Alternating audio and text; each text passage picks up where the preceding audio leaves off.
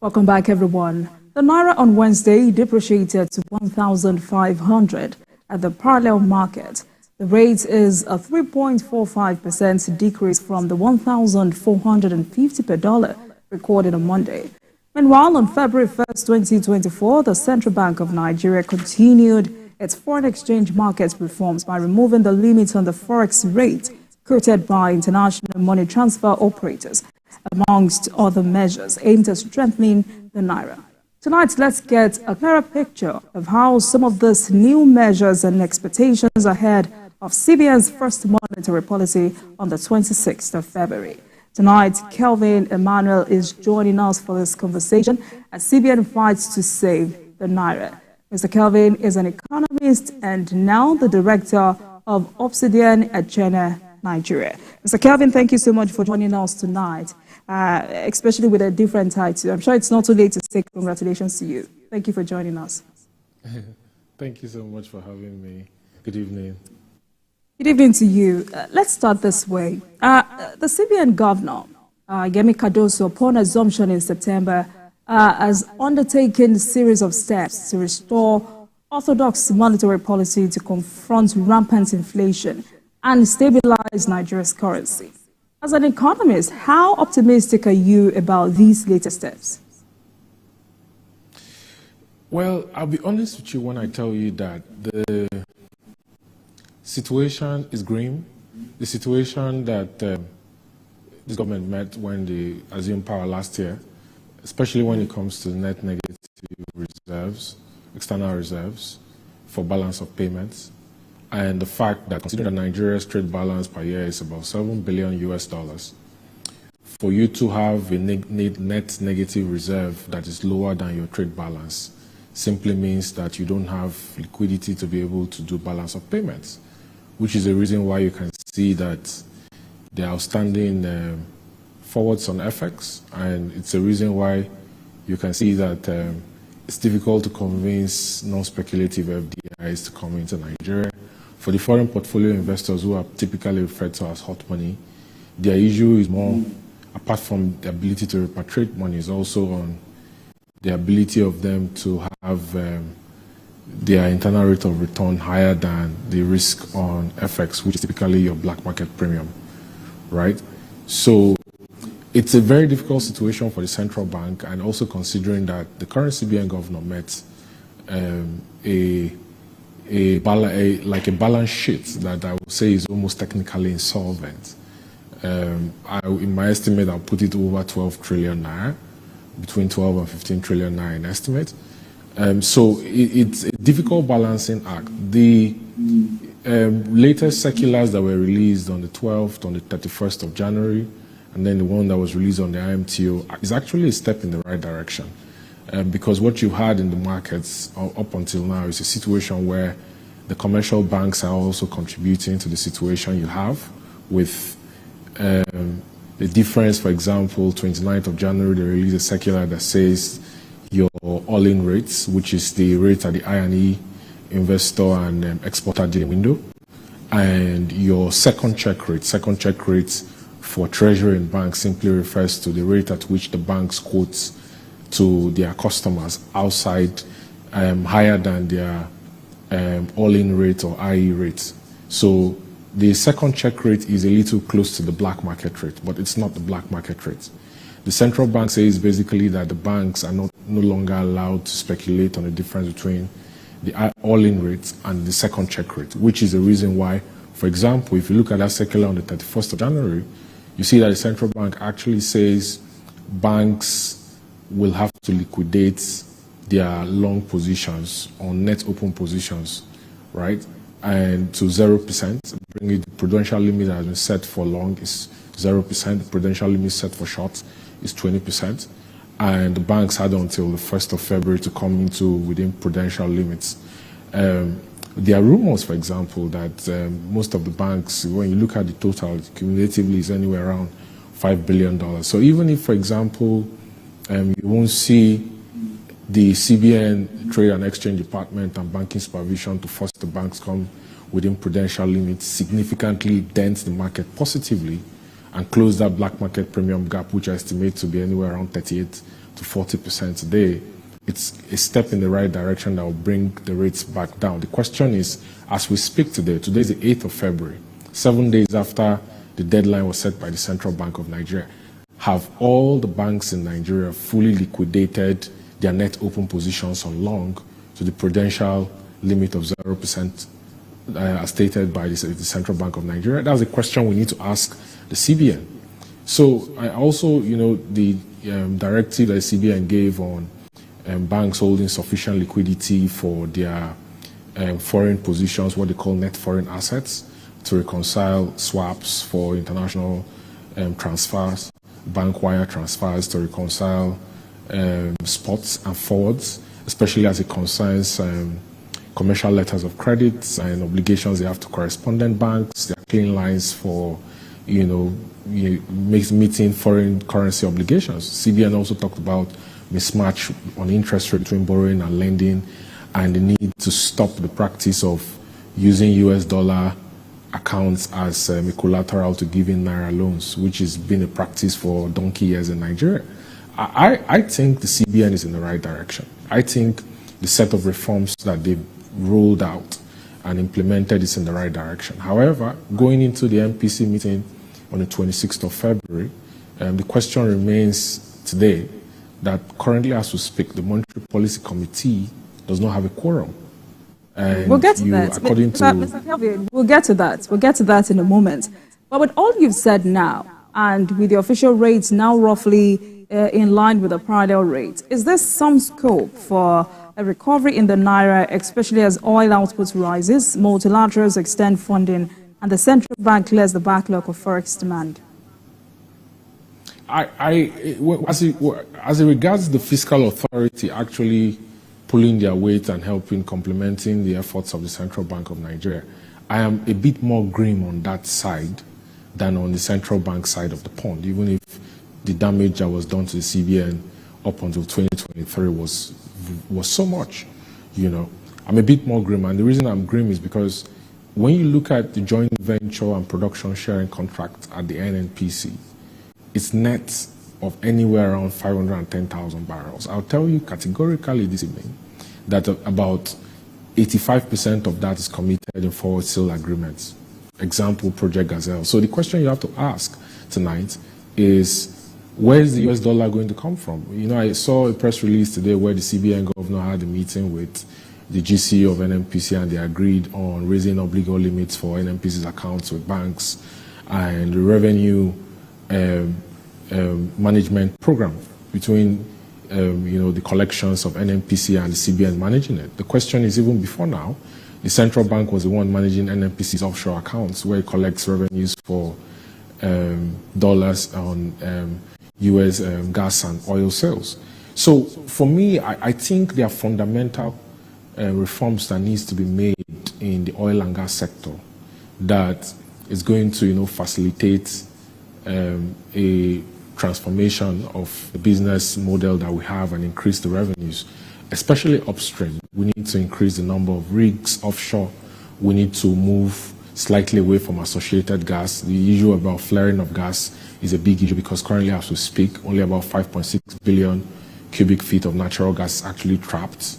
We also need to move to non-associated gas wells, not just associated gas. We need to focus on FLNG, floating LNG. Floating LNG is actually a solution for reducing gas flaring for associated gas offshore, deep offshore. And I'll tell you, is 90% cheaper than building trains for NLNG trains, like you have the train 1 to 6 and you have 7 currently in the process of development. So when you look at NLNG, for example, and you consider the fact that in 2023, NLNG paid dividends of about $1.1 billion to the government. NNPC is holding the shares of the government, which I don't believe it should do. That should be the purview of Minister of Finance Incorporated, because they are the SPV set up by the government to manage the government's equity in every government-owned enterprise.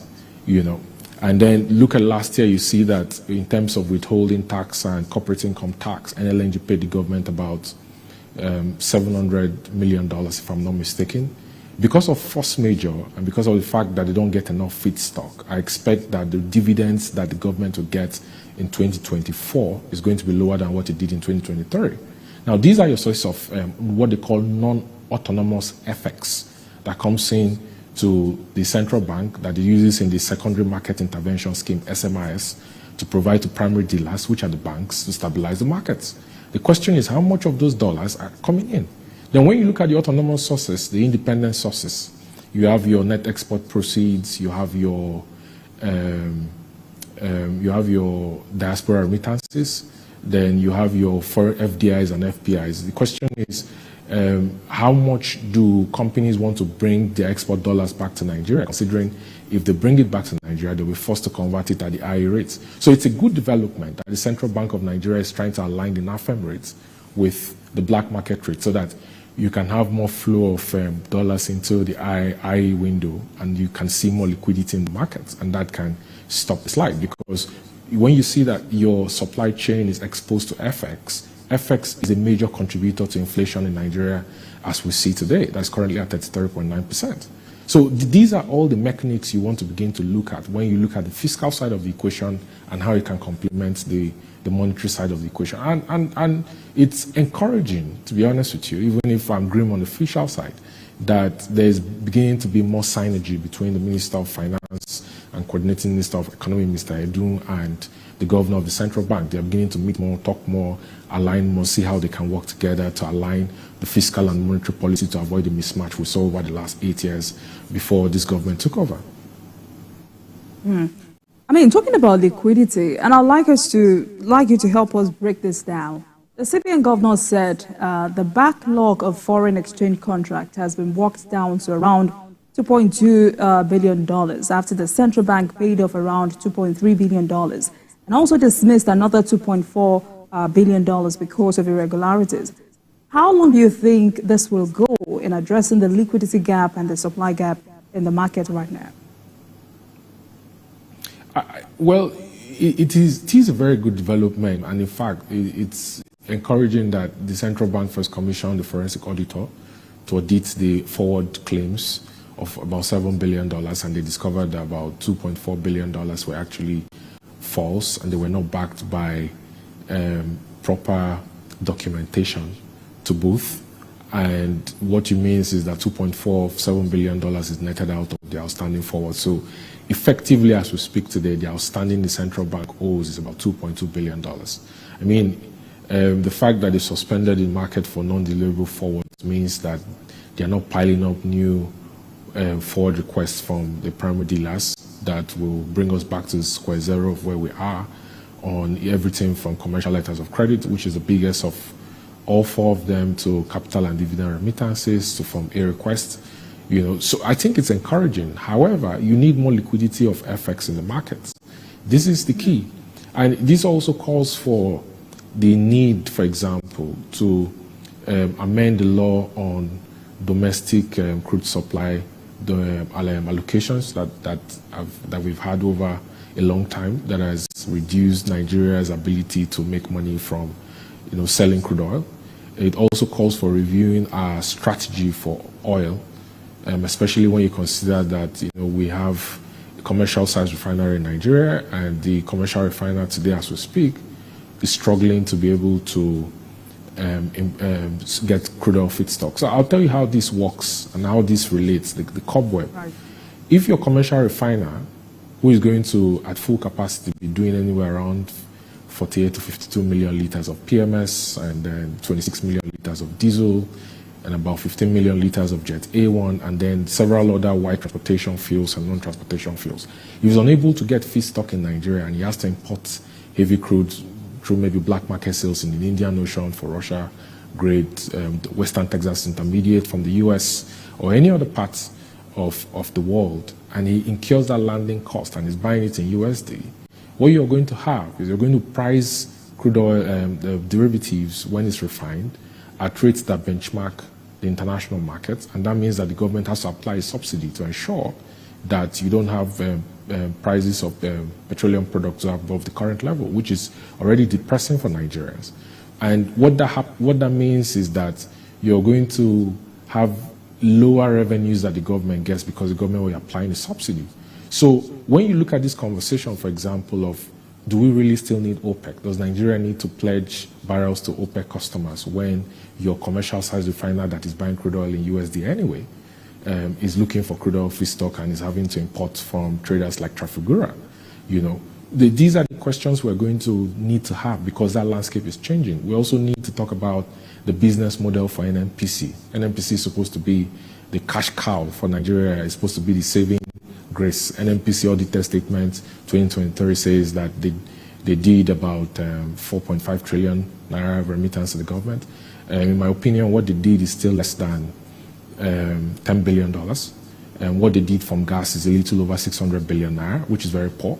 At the heat of all the issues Russia has, all the sanctions, the fact it was excluded from the SWIFT system of banking internationally, and it had to adopt SPFY, Russia still did $99.4 billion in oil and gas sales.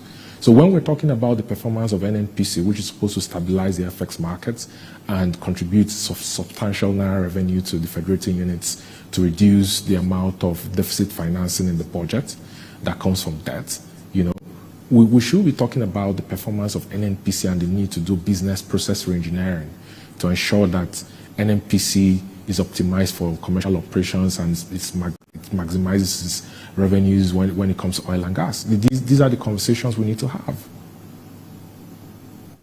Right. For the sake of Nigerians who are not students of economics, but really want to understand some of these directives and how it will change or strengthen the naira, let's talk about some of these new directives. First, let's see the CBN issuing prudential requirements that banks must follow to address suspected cases of excessive foreign currency speculation and hoarding from commercial bank, one of which is the management of the net open position. I'd like you to talk to us about this and how it intends to curb speculative activities in the banking sector.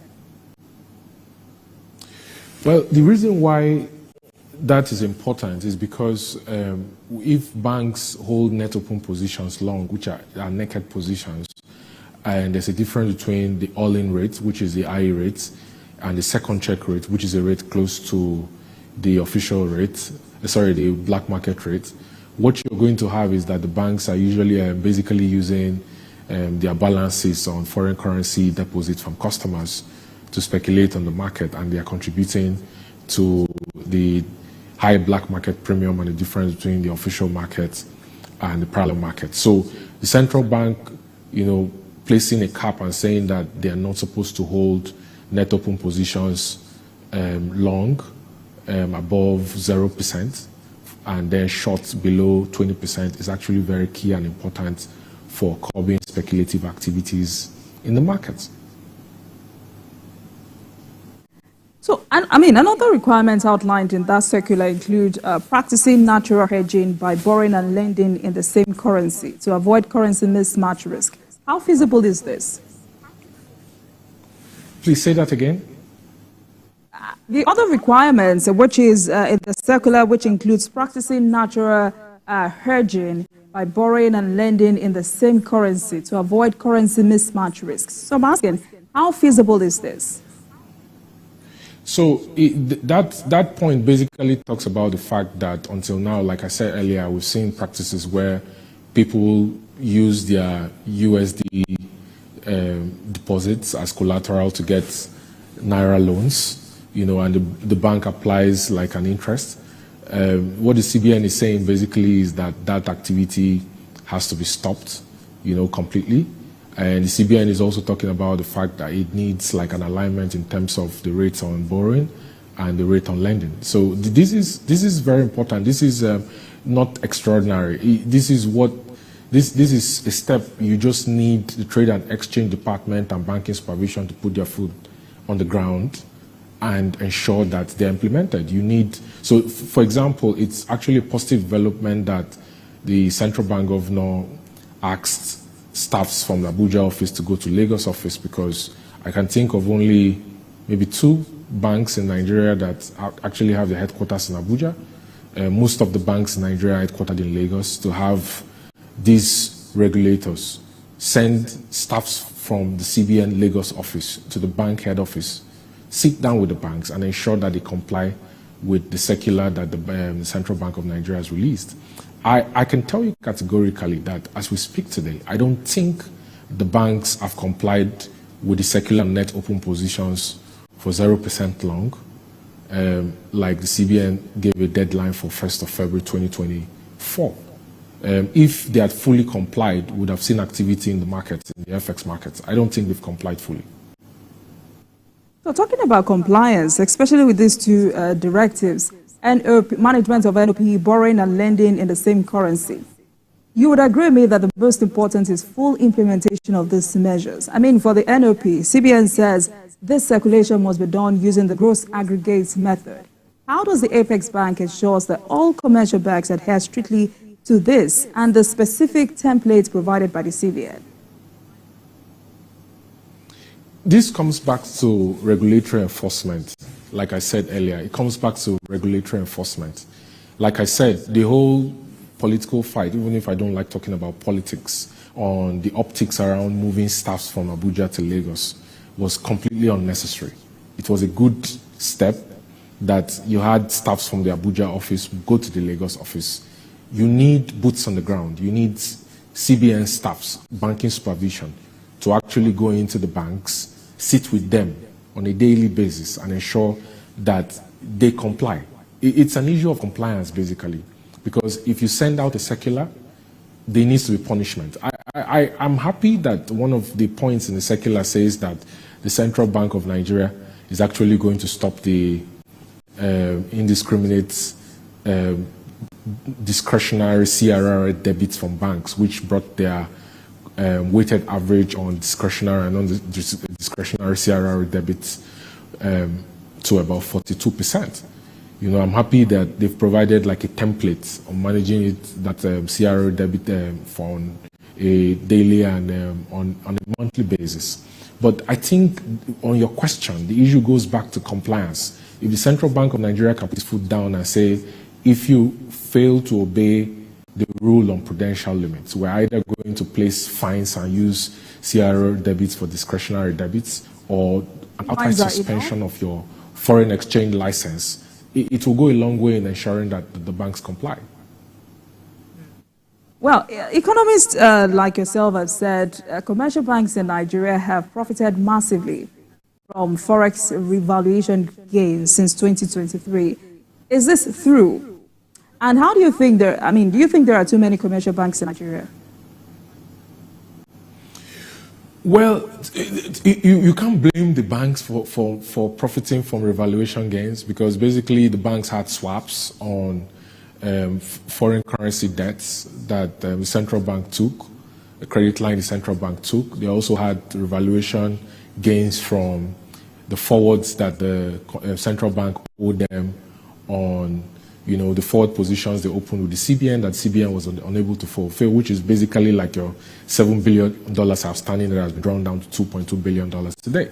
You know, so I wouldn't say it's out of the ordinary that the banks profited from revaluation gains on FX swaps and FX forwards. It's normal treasury operations. The banks have done nothing wrong to profit from that. The question now is on how the Central Bank of Nigeria is able to reconcile its books on the losses it has incurred, or revaluation losses it has incurred. I'll tell you, for example, when the president announced at the inauguration in 2023 that there was going to be a floating, like an attempted unification of the exchange rates. I don't think the president, even if I still believe today is the right decision, because what you had basically was the government pegged the rate and the government was paying a subsidy on the exchange rate, and they were losing about 300 billion naira monthly. He didn't get the briefing from the central bank because they had naked positions, and just that announcement meant that the central bank was set back by about 3.8 trillion naira losses, because when you borrow money you can't pay and you peg the rate at a particular level, and then the government announces that they are floating a partial float. What you have is that the rate has gone up, and because you didn't provide like an insurance to lock in the rate, it's not a fixed rate on the exchange rate, you incur loss to the person on the other side of the trade, or the counterparty, which are the banks. So these are the revaluation losses we're talking about, and this is the reason why I mentioned earlier that I think the Central Bank of Nigeria is technically insolvent, even if they can't come out openly and say that. So it's a very difficult balancing equation. It's a tough job that the central bank governor has. I don't envy him. On the issue of if there are too many commercial banks in Nigeria, I'll tell you categorically that I believe the plan the central bank has to implement a recapitalization of the banks for the international, national, and regional banking license is completely spot on, because there is a mismatch in terms of the deposits the banks hold and the minimum capital requirements that they have with the Central Bank of Nigeria, which in banking they call the gearing ratio. So it's important. I hear rumors, for example, that the Central Bank of Nigeria is planning to, change the model for calculating the minimum capital and make it a dollar-based model. I won't speculate on what numbers I'm hearing for IBL, MBL, and ROBL, but it's actually a step in the right direction. I think in 2024, when that exercise starts, you might see a situation where there might be some mergers or acquisitions. There might be outright purchase of smaller banks who are unable to meet up. There might be rights issue, banks going back to the capital markets to raise money to meet up with their regulatory requirements. So and at the end of the day, I think it's healthy for the banking sector, but we need to broaden the market, especially when you look at the stock market, for example. We need to have an economy where the banks are not declaring hundreds of billions of naira in revenue and manufacturing companies are completely underwater. Right. Mr. Kevin, let's take a break, and when we return, we will continue this conversation. This is Politics Tonight, everyone. Please stay with us. We'll be right back.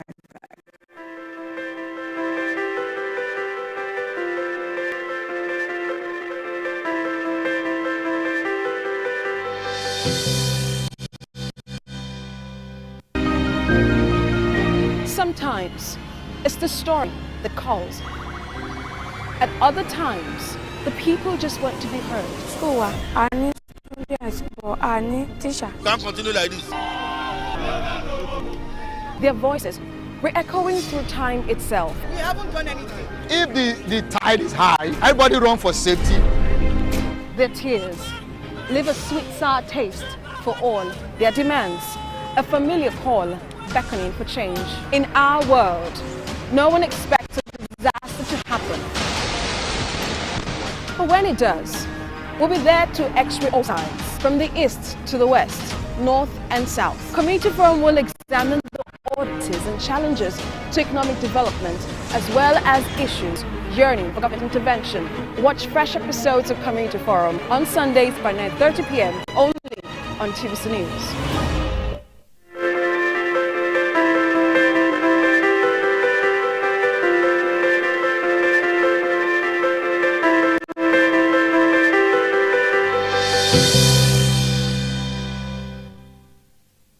Welcome back, everyone. Thank you so much for staying with Politics Tonight. This evening, we're discussing CBN's battle to save the naira, and I've been speaking with Kelvin Emmanuel, an economist and director of Obsidian at China, Nigeria, as our guest for tonight. Mr. Kelvin, thank you so much for staying with Politics Tonight. Let's move on with this conversation, and we're going back to one of the positions you raised earlier about the central bank. The CBN will hold its first monetary policy meeting since July on February 26, and is expected to raise interest rates sharply from current levels of 18.75%. What are your expectations? Well, there are speculations. For example, some people have indicated that they expect the central bank, NNPC, to raise it by 500 basis points or 5%. For our viewers, I'll say 100 basis points in central bank language is basically 1%, so it's basically 100 times, 100 divided by this thing, 100. So 500 divided by 100 will give you 5%. So from 18.75%, typically the Central Bank of Nigeria, NNPC, has basically maintained what they call an inflation to interest yield curve of 400 basis points of 4%, which means that if headline inflation is at 28.9%, which it is currently at, then the MPR is supposed to be at anywhere around 24.9%. So the question now is the NPC really going to raise it by 500 basis points? So you have like a quagmire. You have a situation where if you do, you're damned. If you don't do, you're damned. If they raise the MPR by 500 basis points, commercial lending rates will go up to about 37 or 38%. If you don't raise it, you're going to continue to see capital flight from naira-denominated assets to dollar-denominated assets because of like an erosion of value when you keep your money in naira, and because you have a negative return on yield. So it's a difficult mix. I don't think the MPC will be that aggressive to raise the MPR by 5%, because in my opinion, I don't think inflation is responding very well to interest rate hike and monetary tightening. I think you have a problem with money supply, and the fact that quantitative easing from Ways and Means in 2019 all through to 2022, increased the money supply and, caused like an imbalance in terms of outputs to demand, to supply in the market. You also have the fiscal side of the equation. You have the fact that in terms of energy, in terms of the lack of distribution and decentralization of the transportation system, you have the fact that the output for food has dropped drastically. Rice prices, you see, has gone up because some parts of the paddy used for processing rice in Nigeria, for example, are smuggled through the borders in the north. This is the truth. If you speak with millers and refund, they will tell you that this is the hard reality on the ground. So you have to increase output for food.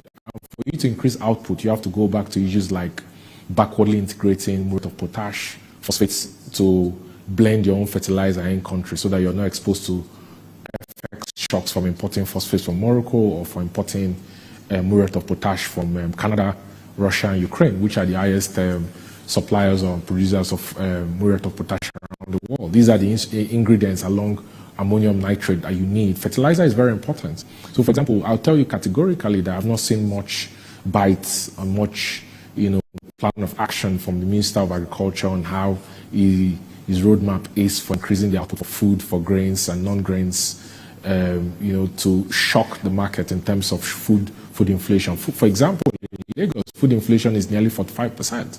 It's insane.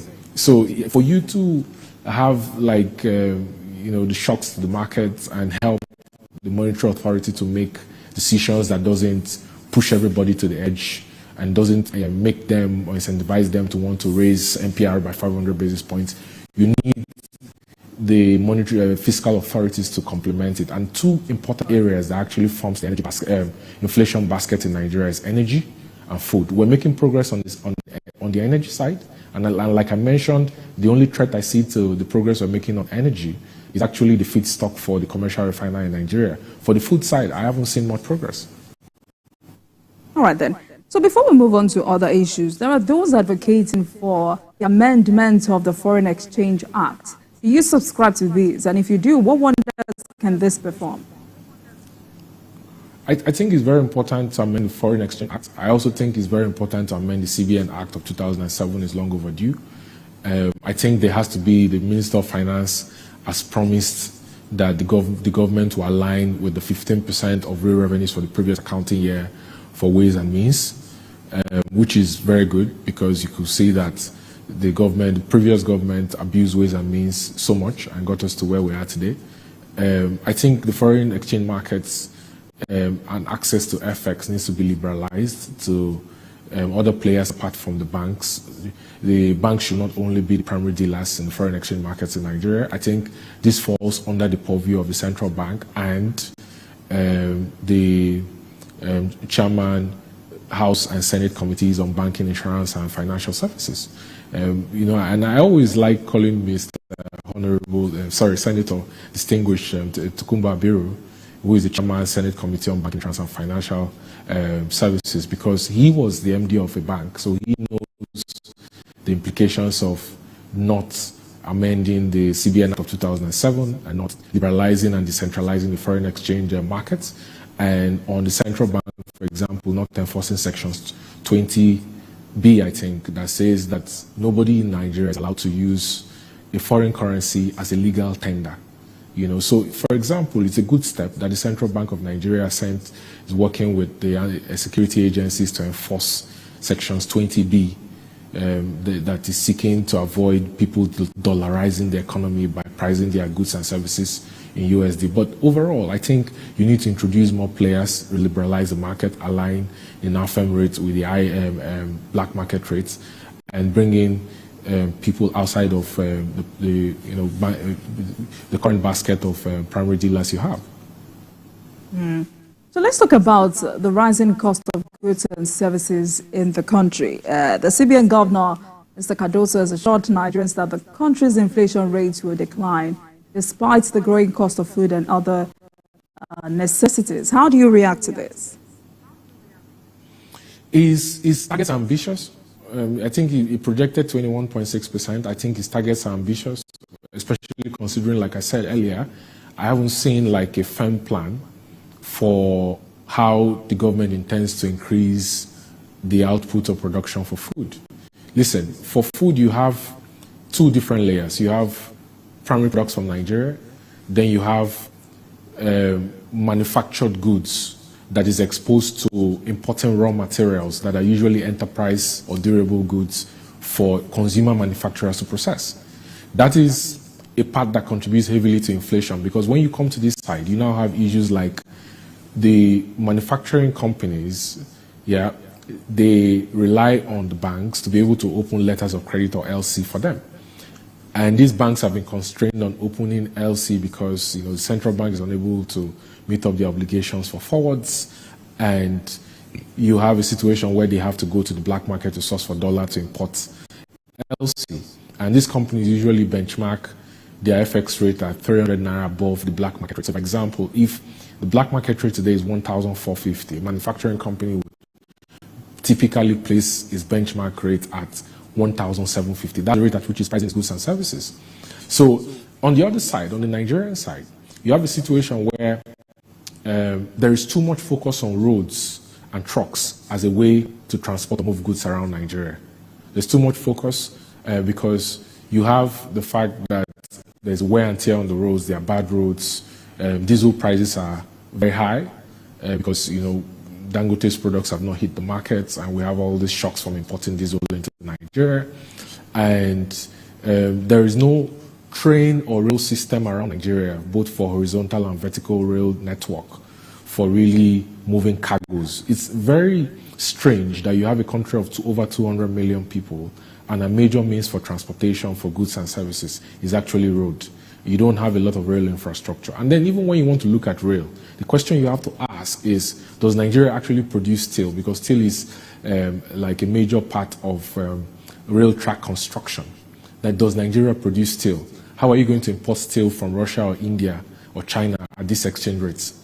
If you look at the EPC for FID for quite a number, gas transmission pipes that rely on steel and rail projects, you see that they've installed because of getting FX in their APC for, meeting up with their project implementation schedule. So how are you going to get the steel that you need to construct rail to decentralize the transportation system to reduce the cost of moving food around Nigeria, cost of moving energy around Nigeria? Fuel price is cheapest in Lagos because Lagos has Tinkan, where you bring in petroleum white transportation fuels. But fuel prices are way higher in Bayelsa, in Abia, in Delta, in Kano, in Gausu, because you have to use trucks to transport fuel from Lagos, from Calabar, from Port Harcourt, to all these parts of Nigeria. Now, if you have a functioning rail network and you have a functioning cargo network, you will be able to move a lot of these energy and food products cheaper, faster, without a lot of encumbrances they have, because there's also the issue of harassment that these truck drivers have on the road, and they have a standard unofficial tax that they pay, a black tax that they pay on the road for moving their goods around Nigeria. So these are the issues that the government needs to focus on. We can talk about the economics of the central bank and all the issues about the monetary authorities that we've discussed extensively on this show, but the government needs to focus on these issues, on how to deleverage the cost of energy and deleverage the cost of food the cost of land development, the fact that we rely on smallholder farmers as against mechanized agriculture and smart agriculture, and the fact that we import 70% of the component for blending fertilizer, which is a major component for food production. The variety of seeds that we plant. These are the issues that we have to focus on as we begin to talk about the conversation on ramping up on the fiscal side and how it affects Nigerians and inflation. All right. So let me get your final reaction for tonight. There are reports quoting the Minister of Finance and coordinating Minister of the Economy about talks with the World Bank to secure a lifeline of between $1 billion and $1.5 billion from the World Bank to rescue the naira. Do you subscribe to this move? I think I'm not very optimistic. I think they're window dressing because the $1 billion is not going to move the needle in terms of the FX rates. I'll tell you categorically that I'm not very happy with the Project Gazelle deal, the foreign sale agreement for 164.25 million barrels of crude oil in exchange for $30.4 billion in cash that was done recently. I'll tell you categorically, I'm not happy with the economics of that deal. That deal actually shortchanges Nigerians. We need to talk about how to do business transformation for NNPC and get NNPC to go to the markets, do book building, go to the markets, do some kind of IPO, raise money for capital projects, and also raise money that will, in a way, help to shore up the FX balance sheets that we have as a country. We need to talk about fundamental reforms on how to move government-owned enterprises from NNPC to Ministry of Finance Incorporated to better manage the revenue flows that the government gets in FX. We need to sit down and do an assessment of positive plus and minus in terms of our balance sheet, for sale agreements, all the encumbrances and debts that the government has on crude oil and gas. We need to talk about export pipelines for gas and how much revenue that can bring to Nigeria. We need to talk about the regulation of gas prices. I'm not particularly enthused by the World Bank having a meeting with the finance minister and structuring a possible $1 billion or $1.5 billion of loan. It's not going to move the needle. We need to talk about structural reforms and how the fiscal authorities need to ramp up. I don't want to go to the issue of fiscal federalism because it's a different conversation altogether, and I believe that is the real elephant in the room. But NNPC is key to the problems that we're facing and how we can solve them. And until we start having the difficult conversations that everybody likes to shy away from and talk about how to transform NNPC, the business model NNPC has, in my opinion, I'll tell you that there are lines of business NNPC currently has that it shouldn't be in. And there are lines of business that NNPC should go in that it's not currently doing or considering. So Russia is facing the issues, and the oil and gas sector in Russia is the saving grace for the Russian economy. Mr. Kelvin, thank you so much for joining us on Politics Tonight. It's always a pleasure speaking with you. I must say very big thank you for sparing some time for us tonight. Thank you so much. Mr. Kelvin is an economist and director, board member of Obsidian China, Nigeria. Thank you so much for joining us tonight. Thank you so much. And thank you very much for watching. That marks the end of today's episode of Politics Tonight. But the conversation continues from here. Get in touch with us on Twitter at TVC News NG and at Olajumoke using the hashtag Politics Tonight. We're also on YouTube at YouTube.